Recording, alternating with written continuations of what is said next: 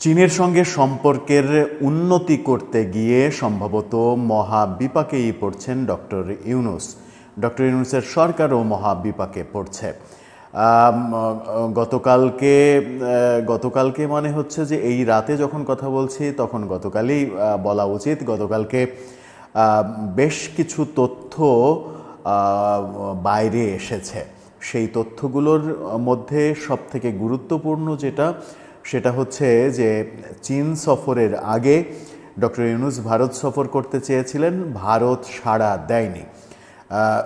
এরপরে চীন সফরে থাকা অবস্থাতেই ভারতের প্রধানমন্ত্রীর সঙ্গে আবারও সাক্ষাৎ চাওয়া হয়েছে, সেটা থাইল্যান্ডে বিমস্টেক সম্মেলনে। সেখানেও ভারত সাড়া দেয়নি। যে আলোচনাটা এর আগের একটি ভিডিওতে আমরা করছিলাম যে চীনের সঙ্গে ঘটা করে ঢাকঢোল পিটিয়ে সম্পর্কের উন্নতি করতে গিয়ে বোধহয় বড় ধরনের বিপাকেই পড়ছে ডক্টর ইউনূস সরকার, যার প্রকৃষ্ট উদাহরণ সামনে আসতে শুরু করেছে।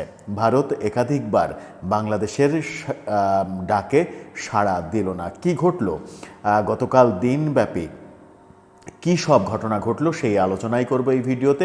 থাকবেন পলিটিক্স টিভির নিয়মিত আয়োজনে।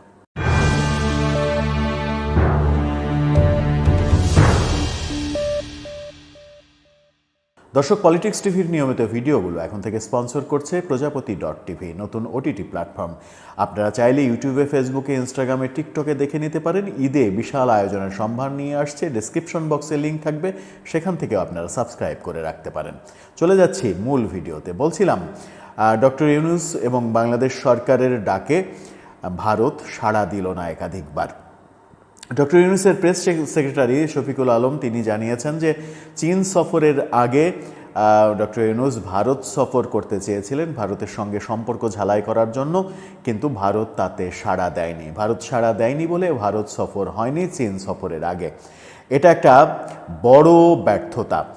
যখন চীন সফরকে কেন্দ্র করে নানা রকমের ঢাকঢোল পেটানো হচ্ছে, তখন চীন থেকে আমাদের অর্জন শূন্যের চাইতে একটু বেশি, সামান্য একটু অর্জন, সেই অর্জনটাকে ঢাকঢোল পিটিয়ে বড় করা হচ্ছে। এখন অনুবাদ সাহিত্যের উপরে, সংস্কৃতি, বিভিন্ন গবেষণা গ্রন্থ, এগুলোর উপরে যদি চীনের কাছ থেকে সহায়তা নেওয়া হয়, চীনের সংস্কৃতির থেকে যদি বাংলাদেশকে সহায়তা নিতে হয়, তাহলে চীনের কাছ থেকে সাহিত্য, সংস্কৃতি এসব ক্ষেত্রে কী সহযোগিতা পাওয়া যাবে, কি এমন বাংলা সংস্কৃতির উন্নতি হয়ে যাবে, উদ্ধার হয়ে যাবে, সেটাও একটা বড় প্রশ্ন। ঠিক সেই সময়ই যখন চীন সফরের আগে ভারত সফর করতে চাওয়া ডক্টর ইউনূস যখন ব্যর্থ হয়েছেন, তখন চীন সফরে থাকা অবস্থাতেই এবার থাইল্যান্ডে, চীন সফরের পরে যে থাইল্যান্ডে বিমস্টেক সম্মেলন, সেই বিমস্টেক সম্মেলনে ডক্টর ইউনূস নরেন্দ্র মোদীর সাক্ষাৎ চেয়েছেন। আবারও সাক্ষাৎ চেয়ে চিঠি দেওয়া হয়েছে এবং ভারত থেকে আবারও না করে দেয়া হয়েছে। ভারত থেকে বলা হয়েছে, ইউনূসের প্রেস সেক্রেটারি জানিয়েছেন যে ভারতের সঙ্গে বিমস্টেকের সাইডলাইনে বৈঠকের কথা বলা হয়েছে, আশা করি সেই বৈঠকটা হবে। কিন্তু ভারত থেকে স্পষ্ট জানিয়ে দেওয়া হয়েছে এরই মাঝে যে থাইল্যান্ডে নরেন্দ্র মোদী সাইডলাইনে ডক্টর ইউনূসের সঙ্গে সাক্ষাৎ করবেন না, বৈঠক করবেন না। এর আগেও একবার তারা জানিয়েছিল যে সাইডলাইনে বৈঠক করবে না, হয়তো সৌজন্য সাক্ষাৎ হবে, হাই হ্যালো হবে, এর বেশি কিছু না। দ্বিতীয়বারের মতো আবারও ভারত বিমস্টেকের সাইডলাইনে বৈঠকের ব্যাপারটা অস্বীকার করল এবং এক প্রকার রিফিউজ করে দিল। অর্থাৎ ডক্টর ইউনূসের নরেন্দ্র মোদীর সঙ্গে সাক্ষাৎটা হচ্ছে না।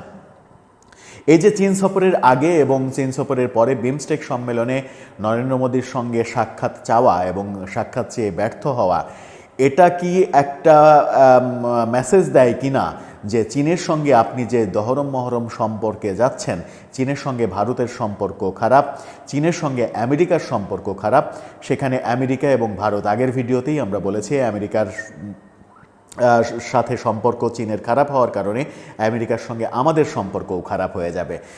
সরকারের উচিত ছিল এটাকে এত বেশি ঢাকঢোল না পেটানো। বিশেষ করে সরকারের প্রেস সেক্রেটারি শফিকুল আলম তিনি যেভাবে ঢাকঢোল পিটিয়েছেন, তিনি যেভাবে চীন সফরটাকে ডক্টর ইউনূসের সফলতা হিসেবে বলার চেষ্টা করেছেন, সেটা অতিরঞ্জিত এবং অতিরিক্ত করে ফেলেছেন বলেও সমালোচকরা বলছেন। এখন এই যে ভারতের সঙ্গে বৈঠকটা হচ্ছে না, ভারতের সঙ্গে দ্বিপাক্ষিক সম্পর্কের এতটুকু উন্নতি হচ্ছে না, এর দায় কে নেবে? এর দায় কি শফিকুল আলমের ওপরে বর্তাবে, যিনি এত বেশি ঢাকঢোল পেটালেন?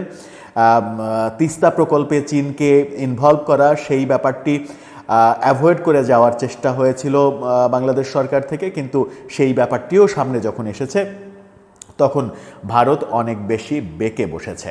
তাহলে কি ভারতের সঙ্গে আমাদের সম্পর্কের উন্নতি এখন ধরাছোঁয়ার বাইরে চলে গেল?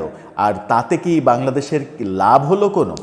যখন আমরা দুদিন আগেও ভারত থেকে প্রায় 11,000 মেট্রিক টন চাল আমদানি করতে হয়েছে সরকারকে, ভারত থেকে খাদ্য পণ্য আমদানিতে এখনও যখন আমরা নির্ভরশীল, তখন সরকারের এক উপদেষ্টা তো বলেই ফেলেছেন ভারত চিকিৎসা ভিসা দিচ্ছে না, চিকিৎসার জন্য বিকল্প হিসেবে আমরা চীনকে ভাবছি। এই চীনকে বিকল্প ভাবতে গিয়ে যদি আমরা আমেরিকা এবং ভারতের আরও বেশি রোষানলে পড়ে যাই, তাহলে সরকারের জন্য অনেক বড় বিপদ হয়ে যাবে মনে করছেন সমালোচকরা, বিশ্লেষকরা। দর্শক, আপনার কি মনে হয় এর ফলে কি হতে পারে এই সরকারের সামনের দিনগুলোতে? আপনার মতামত জানিয়ে লিখতে পারেন আমাদের কমেন্ট বক্সে।